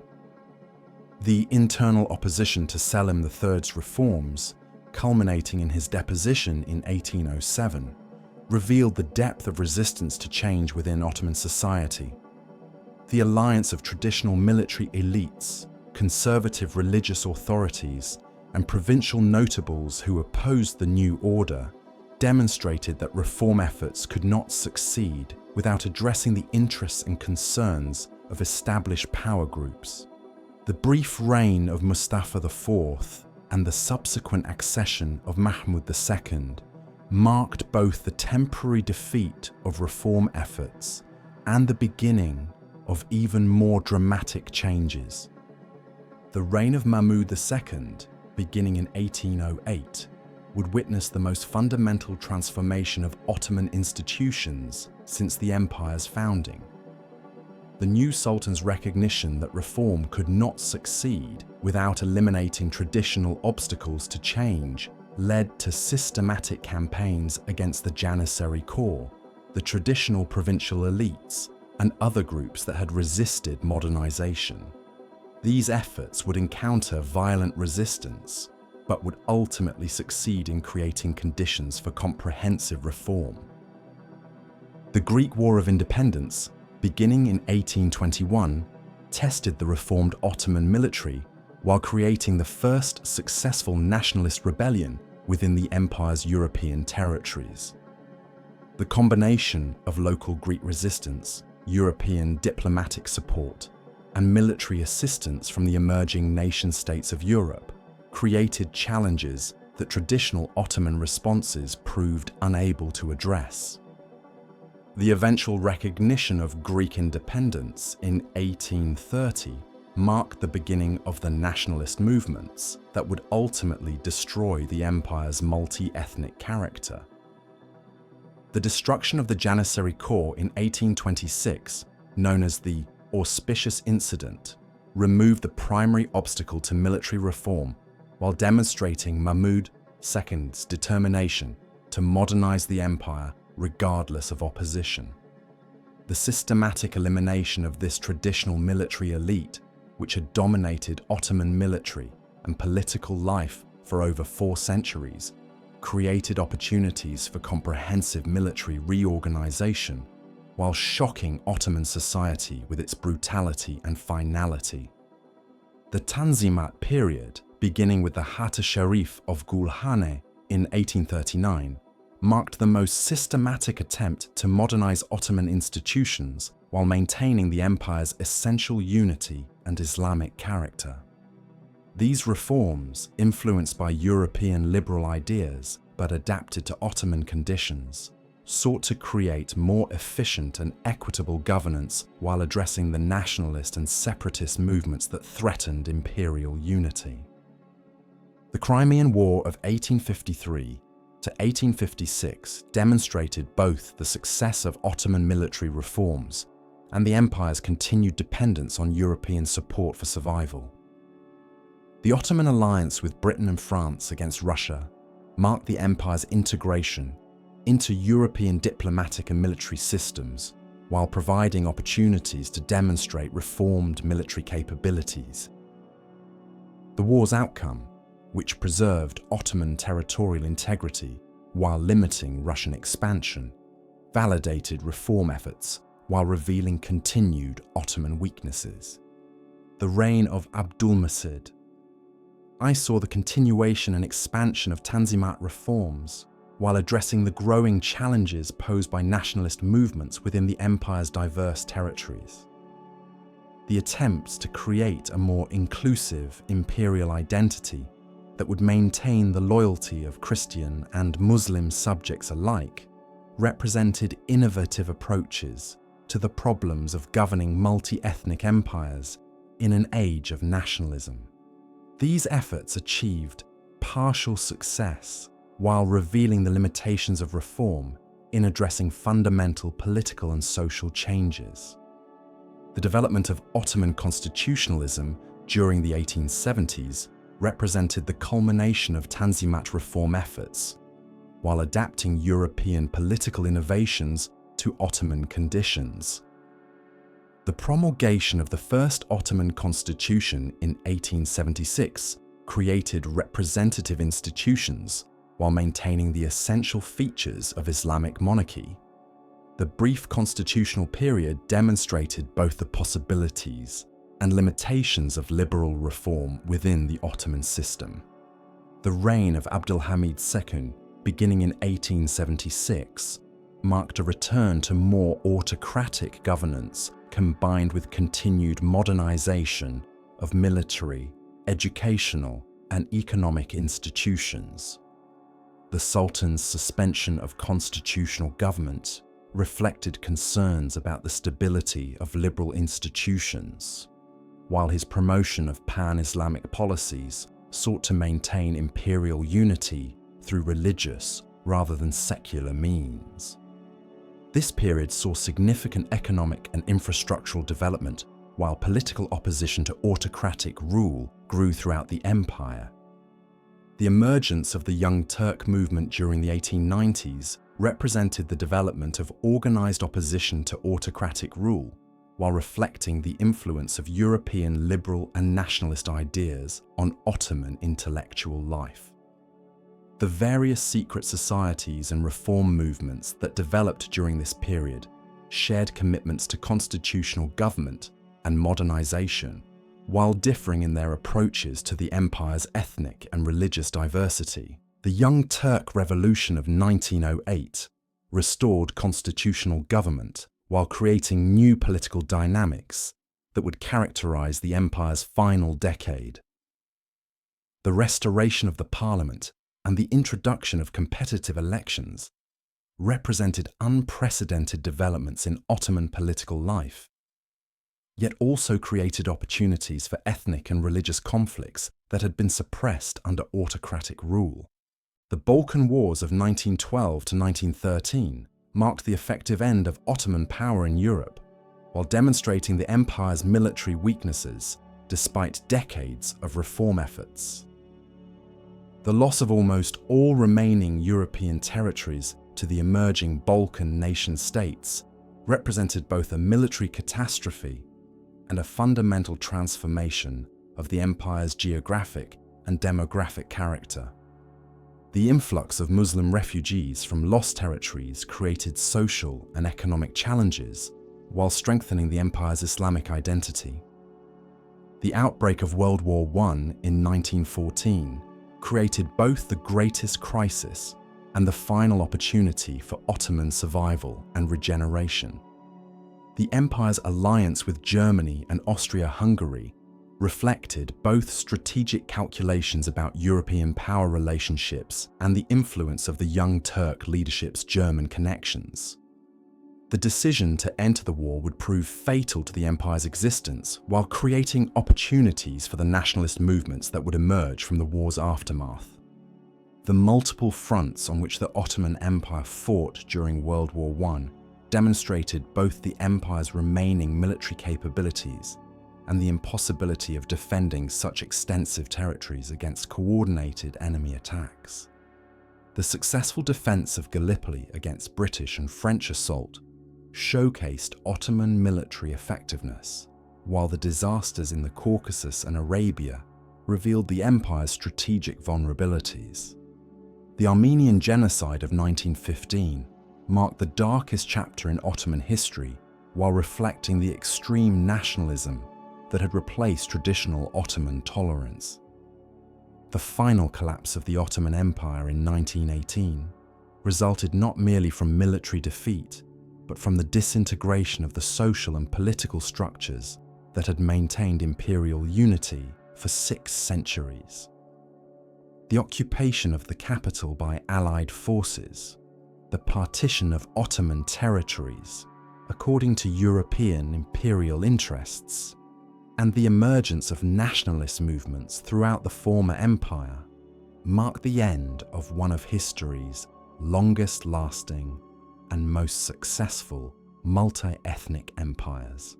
The emergence of the Turkish national movement under Mustafa Kemal Ataturk represented both the final chapter of Ottoman history and the beginning of a new era in the development of the Turkish people. Yet this transformation did not occur suddenly or without tremendous struggle, as the dying empire's final years witnessed some of the most dramatic and heart-wrenching episodes in its 6th-century existence. The Treaty of Sèvres, signed in August 1920, represented perhaps the most humiliating moment in Ottoman history, reducing the once mighty empire to a rump state in central Anatolia while parceling out its territories among European powers, Greece and Armenia. The treaty's provisions for Greek occupation of Smyrna and its hinterland, Italian control of southwestern Anatolia, French mandates in Syria and southern Anatolia, British mandates in Mesopotamia and Palestine, and the creation of an independent Armenia and autonomous Kurdistan would have effectively ended Turkish sovereignty in all but the most remote regions of Anatolia. The Sultan's government in Istanbul, now little more than a puppet regime under Allied occupation, accepted these terms with the resignation of the utterly defeated. Yet in the Anatolian heartland, where the ghosts of ancient Turkish victories still whispered across windswept plateaus, a different spirit stirred. Mustafa Kemal, the hero of Gallipoli, who had earned the admiration of both his soldiers and his enemies, landed at the Black Sea port of Samsun on May 19, 1919, ostensibly to oversee the demobilization of remaining Ottoman forces. Instead, he began organizing the resistance that would ultimately preserve Turkish independence and create a new nation from the ashes of the empire. The Erzurum and Sivas Congresses of 1919 marked the formal beginning of the Turkish national movement, as delegates from across Anatolia gathered to reject both the Ottoman government's capitulation and foreign occupation of Turkish lands. The National Pact adopted at these gatherings defined the territorial claims of the emerging Turkish nation, while establishing the principle that the Turkish people would determine their own fate regardless of international agreements made without their consent. This assertion of popular sovereignty represented a revolutionary departure from the Ottoman tradition of dynastic legitimacy. The opening of the Grand National Assembly in Ankara on April 23, 1920, marked the establishment of a rival government that claimed to represent the true will of the Turkish people. The choice of Ankara, a modest central Anatolian town far from the cosmopolitan splendor of Istanbul, symbolized the movement's rejection of Ottoman imperial traditions in favor of a more authentic Turkish identity rooted in the Anatolian homeland. The Assembly's declaration that sovereignty belonged to the nation rather than to the Sultan represented a fundamental break with 6 centuries of Ottoman political theory. The Greek invasion of Anatolia, beginning in earnest in 1920, provided the external threat that unified Turkish resistance while testing the military capabilities of the nationalist forces. The Greek advance from Smyrna toward Ankara threatened to divide Anatolia while establishing a greater Greece that would control much of the Aegean coast. The initial Greek successes, which brought their forces within 50 miles of Ankara, created a sense of desperate urgency that galvanized Turkish resistance while demonstrating the formidable nature of the challenge facing the nationalist movement. The Battle of İnönü in January 1921 marked the first major Turkish victory against Greek forces and demonstrated that the nationalist army, despite its limited resources and improvised organization, could compete effectively against a European trained and equipped enemy. The victory, achieved through superior tactics and intimate knowledge of the terrain, provided a crucial boost to Turkish morale while establishing Mustafa Kemal's reputation as a military commander capable of achieving the seemingly impossible. The Great Offensive launched by Turkish forces in August 1922 represented the culmination of 3 years of preparation and the decisive moment in the War of Independence. The systematic destruction of Greek forces in western Anatolia, achieved through careful planning and coordinated attacks that exploited Greek overextension, vindicated the nationalist strategy of patient preparation, followed by overwhelming assault. The recapture of Smyrna on September 9, 1922, marked the effective end of Greek occupation while triggering a massive population exchange that would fundamentally alter the demographic composition of both Greece and Turkey. The fire that consumed much of Smyrna during the final days of Greek occupation became one of the most tragic and controversial episodes of the entire conflict. The destruction of the Armenian and Greek quarters of this cosmopolitan city, with its libraries, schools, and commercial districts that had flourished under Ottoman rule, marked the end of the multicultural society that had characterized Ottoman urbanism for centuries.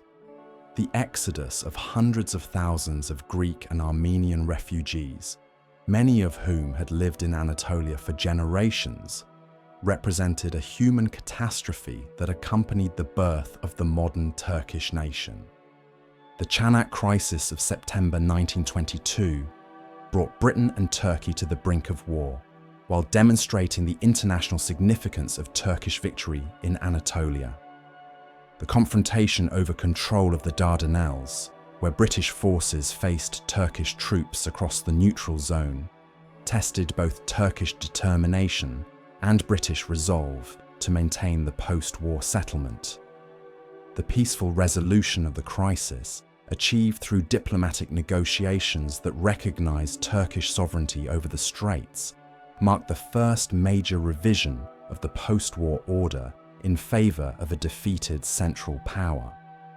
The Mudanya Armistice, signed on October 11, 1922, formally ended hostilities while establishing the framework for a comprehensive peace settlement that would replace the Treaty of Sèvres.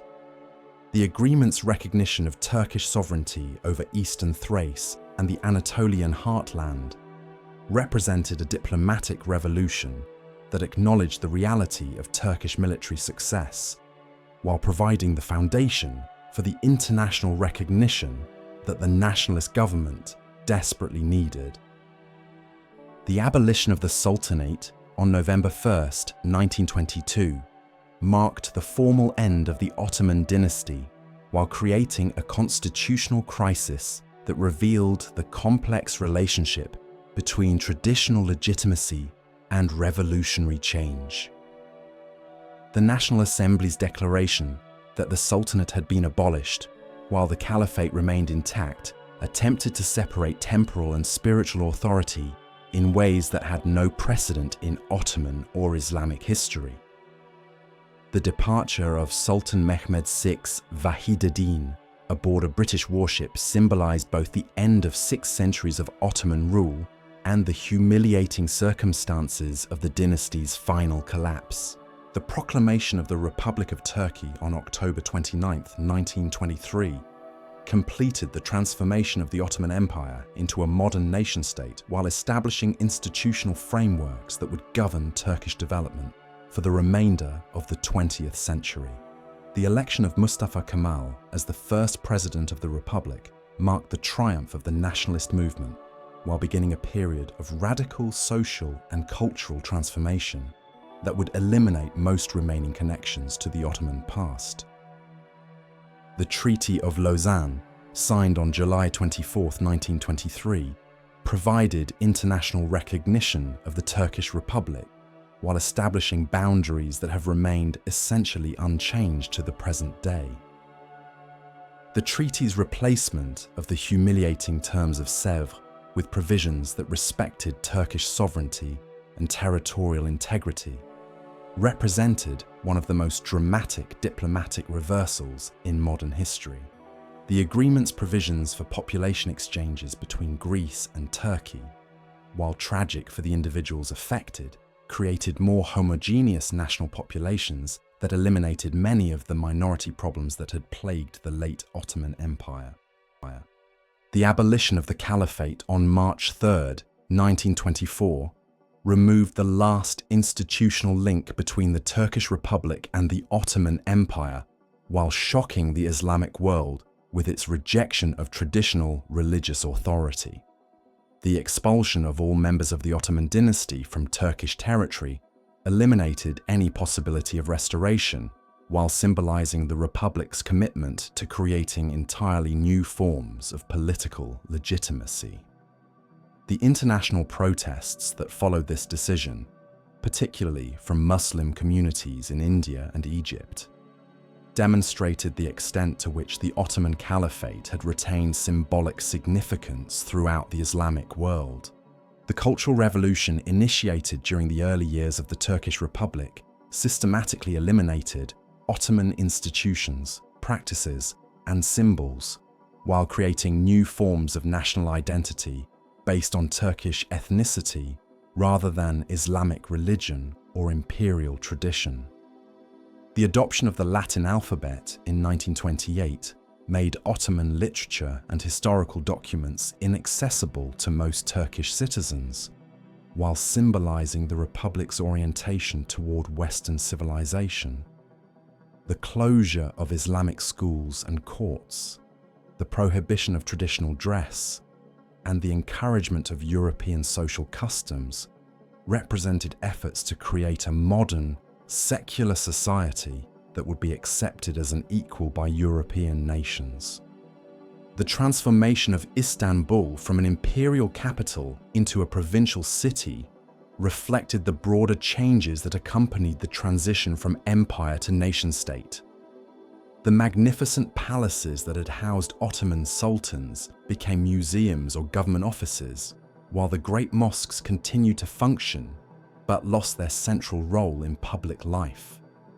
The city's cosmopolitan character gradually diminished as Greek, Armenian, and Jewish populations emigrated or assimilated, leaving behind architectural monuments to a multicultural past that the new republic preferred to forget. The economic policies of the early Turkish Republic emphasized industrialization and economic independence as necessary foundations for political sovereignty.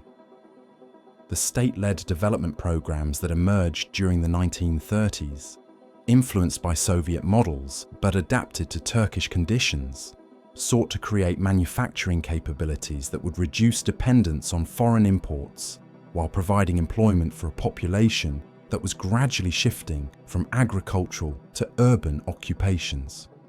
These efforts achieved considerable success in establishing basic industries while creating the foundation for the more rapid economic growth that would characterize later decades.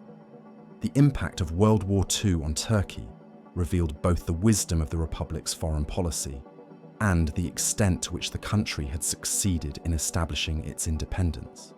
Turkey's ability to remain neutral throughout most of the conflict, despite enormous pressure from both Allied and Axis powers, demonstrated diplomatic skills that recalled the best traditions of Ottoman statecraft.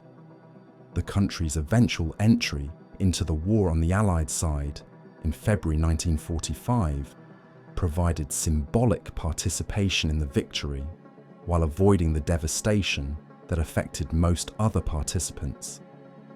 The transition to multi-party democracy in Turkey during the 1940s marked another fundamental transformation in the political system established by the Republic's founders. The emergence of competitive elections and peaceful transfers of power demonstrated that the authoritarian phase of Turkish modernization had achieved its essential objectives while creating conditions for more open political participation. The victory of the Democratic Party in the 1950 elections represented the first peaceful change of government in Turkish history, while validating the democratic institutions that had been gradually developed during the single-party period. The legacy of the Ottoman Empire in the modern Middle East extends far beyond the boundaries of the Turkish Republic to encompass all the successor states that emerged from the empire's dissolution. The arbitrary boundaries drawn by European powers during the post-war settlement created new countries with little regard for ethnic, religious, or historical relationships, leading to conflicts that continue to shape regional politics. The mandate systems established in Syria, Iraq, and Palestine represented forms of European colonial control, that contradicted wartime promises of Arab independence, while creating grievances that would influence Middle Eastern politics throughout the 20th century. The emergence of Arab nationalism as a political force during the late Ottoman period represented both a response to Turkish nationalism and a continuation of Ottoman traditions of accommodation between different ethnic groups. The Arab Revolt that began in 1916, encouraged and supported by British promises of independence, marked the beginning of Arab efforts to create unified political structures that would replace Ottoman rule. Yet the fragmentation of the Arab world into competing nation-states, many with boundaries that reflected European rather than Arab interests, demonstrated the difficulty of translating national consciousness into effective political organization. The Balkan successor states that emerged from Ottoman territories faced similar challenges in creating stable political institutions while managing ethnic and religious diversity. The new boundaries established after World War I left substantial minority populations within each state while creating irredentist claims that would contribute to future conflicts. The population exchanges and forced migrations that accompanied the empire's dissolution, while solving some immediate problems, created refugee populations whose grievances would influence regional politics for generations. The architectural legacy of the Ottoman Empire continues to shape the urban landscapes of cities, from Sarajevo to Damascus, from Budapest to Cairo. The great mosque complexes with their associated schools, hospitals, and charitable institutions represent a distinctive approach to urban planning that integrated religious, educational, and social functions in ways that influenced city development throughout the empire. The Ottoman synthesis of Byzantine, Islamic, and local architectural traditions created building styles that remain influential in contemporary construction while serving as symbols of cultural identity for diverse populations. The legal heritage of the Ottoman Empire profoundly influenced the development of legal systems throughout the former Ottoman territories. The Ottoman synthesis of Islamic Sharia law with customary practices and imperial decrees created legal frameworks that continue to influence legislation and judicial decisions long after the empire's dissolution. The millet system's recognition of religious communities' autonomy and personal status matters establish precedents for managing religious diversity that continue to influence contemporary discussions of pluralism and minority rights. The educational institutions established during the Ottoman period created intellectual traditions that influenced the development of modern scholarship throughout the Middle East and the Balkans. The madrasas and other Islamic schools preserved and transmitted classical Islamic knowledge while adapting to changing intellectual conditions. The translation movements that brought European works into Turkish, Arabic, and other Ottoman languages created intellectual exchanges that enriched local cultures while facilitating the modernization efforts that characterized the empire's final centuries. The commercial networks established during the Ottoman period created trading relationships and business practices that continued to influence economic development long after political independence. The Ottoman approach to commercial regulation, which balanced state interest with merchant autonomy, established precedents for managing market economies within Islamic societies. The cosmopolitan merchant communities that flourished in Ottoman cities created business networks that spanned continents while facilitating cultural and technological exchanges that enriched all participants. The diplomatic traditions developed during the Ottoman Empire's interactions with European powers established precedents for international relations that influenced the development of modern international law. The Ottoman experience in managing relationships with diverse European states while maintaining imperial independence created diplomatic practices that emphasize pragmatic accommodation over ideological confrontation. These traditions proved valuable for successor states that needed to navigate complex international environments while maintaining their newly achieved independence. The religious legacy of the Ottoman Empire extends throughout the Islamic world, where Ottoman institutions and practices continue to influence contemporary Islamic thought and organization. The Ottoman Caliphate's role in providing religious leadership for Sunni Muslims worldwide established precedents for religious authority that influenced later developments in Islamic political thought. The empire's approach to managing religious diversity within Islamic societies created models for religious tolerance that remain relevant for contemporary Muslim societies dealing with sectarian and ethnic differences. The linguistic legacy of the Ottoman Empire can be traced throughout the former Ottoman territories, where Turkish loanwords enriched local languages, while Ottoman administrative and legal terminology influenced the development of modern vocabularies. The Ottoman Turkish language itself, with its sophisticated blend of Turkish, Arabic, and Persian elements, represented one of the great literary languages of Islamic civilization, producing poetry, historical works, and religious texts that remain influential in Islamic scholarship. The cultural synthesis achieved during the Ottoman period created artistic traditions that continue to influence contemporary creativity throughout the former empire. The Ottoman miniature painting tradition, the development of distinctive musical forms, and the creation of decorative arts that blended diverse cultural influences established aesthetic standards that continue to inspire contemporary artists. The Ottoman approach to cultural patronage, which encouraged innovation while respecting traditional forms, created environments that fostered artistic creativity while maintaining cultural continuity. The demographic changes that accompanied the Ottoman Empire's dissolution created population movements that fundamentally altered the ethnic composition of Southeastern Europe and the Middle East.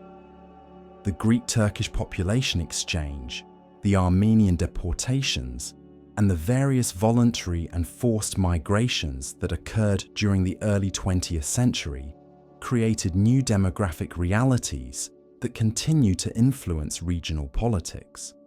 These population movements, while often tragic for the individuals involved, eliminated many of the minority problems that had complicated Ottoman governance, while creating new forms of national homogeneity. The memory of the Ottoman Empire continues to influence political discourse throughout the former Ottoman territories, where competing narratives about the empire's legacy shape contemporary debates about identity, governance, and international relations. In Turkey, the empire's memory serves both as a source of national pride and as a reminder of past greatness that contemporary achievements should surpass. In the Arab world, Ottoman rule is remembered both as a period of Islamic unity and as foreign domination that prevented Arab political development. In the Balkans, Ottoman rule is often portrayed as an oppressive occupation, yet architectural monuments and cultural practices testify to more complex forms of cultural interaction. The academic study of Ottoman history has revealed the empire's remarkable achievements in governance, military organization, and cultural development, while providing insights into the challenges facing multi-ethnic empires in the modern world. Contemporary scholarship has moved beyond earlier nationalist narratives that portrayed Ottoman rule, primarily in terms of oppression or decline, recognizing instead the empire's sophisticated approaches to managing diversity while maintaining unity. This more nuanced understanding of Ottoman achievements provides valuable lessons for contemporary efforts to create inclusive political communities that respect cultural differences while maintaining effective governance. The Ottoman Empire's experience with modernization during its final centuries offers insights into the challenges facing traditional societies adapting to European-dominated international systems. The empire's efforts to reform military, administrative, and educational institutions while maintaining cultural authenticity anticipated many of the dilemmas facing contemporary developing countries. The partial success of these reform efforts, combined with their ultimate inability to prevent the empire's dissolution, illustrates both the possibilities and limitations of modernization programs in traditional societies. The empire's approach to religious and ethnic diversity, despite its ultimate failure to prevent nationalist movements, created models for managing pluralism that remain relevant for contemporary multi-ethnic societies. The millet system's recognition of community autonomy within imperial unity offered alternatives to both assimilationist policies and complete separation. The empire's experience suggests that successful management of diversity requires both institutional frameworks that protect minority rights and overarching loyalties that transcend ethnic and religious boundaries. The economic history of the Ottoman Empire provides insights into the challenges facing pre-industrial societies, integrating into global economic systems dominated by more technologically advanced powers. The empire's gradual transformation from a largely self-sufficient economy to one increasingly dependent on European trade and investment anticipated many of the problems facing contemporary developing countries. The Ottoman experience demonstrates both the benefits and costs of economic integration, while illustrating the political and social tensions that such integration can create. The military history of the Ottoman Empire reveals the empire's remarkable capacity for adaptation and innovation in the face of changing strategic environments. The evolution of Ottoman military institutions from the tribal warfare of the 14th century to the modern armies of the 19th century demonstrates organizational capabilities that enabled the empire to remain competitive with European powers for over 5 centuries. The ultimate failure of military modernization efforts illustrates the limitations of technological solutions to political and social problems. As the morning mist lifts from the Anatolian plateau where Osman Ghazi once made his camp, the ruins of ancient fortresses and the minarets of Ottoman mosques stand as silent witnesses to 6 centuries of imperial glory. The empire that began with a small band of nomadic warriors grew to encompass 3 continents and dozens of peoples, creating one of history's most successful experiments in multi-ethnic governance. Its dissolution marked not merely the end of a dynasty, but the conclusion of an entire approach to organizing human communities based on religious rather than ethnic identity, imperial rather than national loyalty, and traditional rather than modern forms of legitimacy. The Ottoman achievement in creating and maintaining for 6 centuries an empire that successfully balanced central authority with local autonomy, Islamic principles with practical governance, and traditional institutions with adaptive innovation represents one of the remarkable accomplishments in human political organization. The empire's legacy continues to influence the development of successor states, while providing lessons for contemporary efforts to manage diversity within political communities. In the end, the story of the Ottoman Empire stands as a testament to both the possibilities and limitations of human political creativity, a reminder that even the mightiest empires must eventually yield to the inexorable forces of historical change, yet leave behind memories and monuments that continue to inspire and instruct long after their power has passed into the mists of time.